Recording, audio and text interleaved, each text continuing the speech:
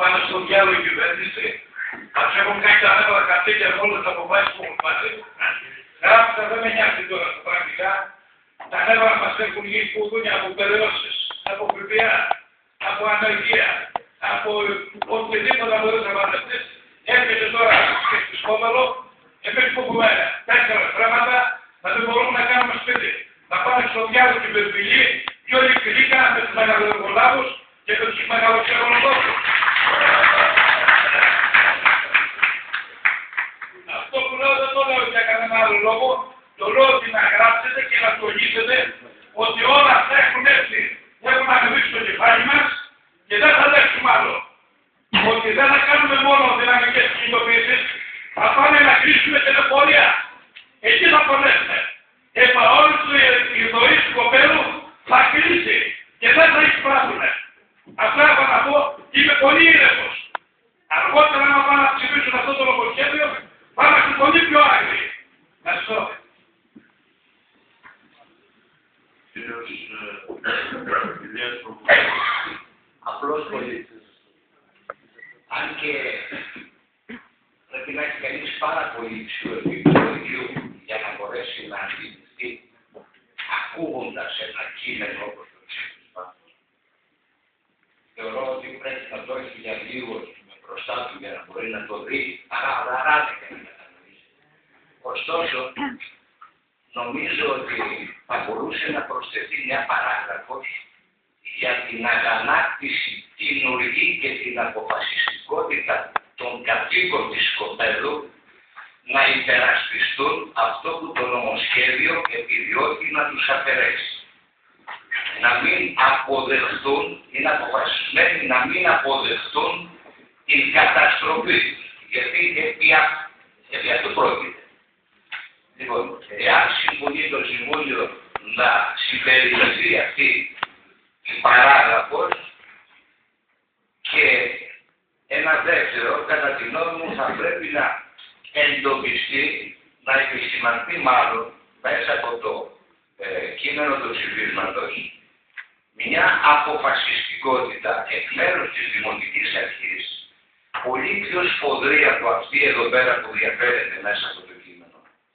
Και επιπρόσθετα θα έλεγα ότι αυτό δεν θα έπρεπε να περιοριστεί και μονάχα στο επίπεδο του κειμένου του ψηφίσματος. Αλλά και στο πρακτικό επίπεδο, ο ρόλος που κατά τη γνώμη μου πρέπει να παίξει η Δημοτική Αρχή, γιατί έχει τη δυνατότητα και τα μέσα και είναι επιρροή σαν θεσμός που είναι, να κινητοποιήσει ευκολότερα τον κόσμο. Λοιπόν. Και, ναι, λοιπόν, το αντιλαμβάνουμε επιπροσθέτω συμβολέω τα όσα λέω. Και κλείνω με το εξής.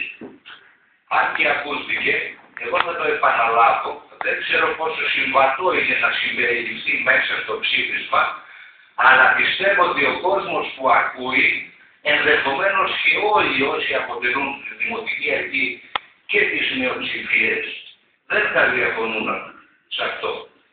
Ότι δηλαδή να κηρυχθούν ανεπιθύμητα πρόσωπα τα όποια κυβερνητικά στελέχη και οι όποιοι βουλευτές τελικά υπερψηφίσουν στη Βουλή αυτό το νομοσχέδιο. Και το κάνουν νόμο. Γιατί είναι και προφανές. Δεν μπορεί ο πολίτης που κάποιοι τον καταστρέφουμε, λοιπόν, να έχει και την διάθεση να καλοδεχτεί τον καταστροφέα, τον νεκροθάτη. Δηλαδή, εάν κλείνω με αυτό, πρέπει να επισημανθεί ότι η αποφασιστικότητα, η οργή, η αγανάκτηση ξεκινήσει και εδώ θα γίνουν πράγματα και πράγματα εάν και εφόσον δεν κατανοήσουν το τι πάνε να κάνουν, που το ξέρουν, μάλλον να κατανοήσουν πάλι, την απροθυμία του κόσμου του Σκοπέλου να αποδεχτεί αυτό που πάνε να τους κάνουν. Ευχαριστώ. Κανείς άλλος θα λάβει το λόγο τους πολίτες. Ο κύριος Πρόεδρε και μετά ο κύριος Πάκης. Εγώ για να βοηθήσω λίγο το... Δεν ακούγεται. Δεν ακούγεται. Για να μπορέσω να μου ζητήσω λίγο το ιστορικό της όλης της ιστορίας και σαν έτσι κάποιος γύρω μας στα Σταματάνης.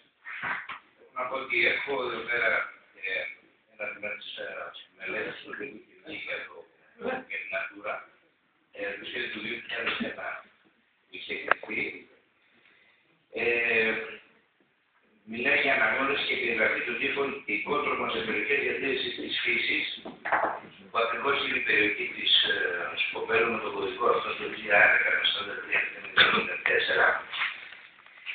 Λέει ότι την Επιτροπή Επίβλεψης της μελέτης ήταν το ΙΠΕΠΟΔΕ και το Υπουργείο Γεωργίας.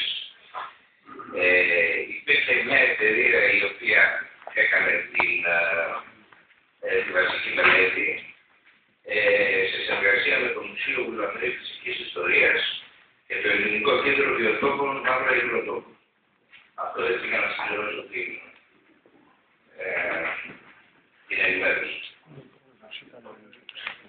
Ο κύριος Γιώργος Παχής έχει ζητήσει το λόγο.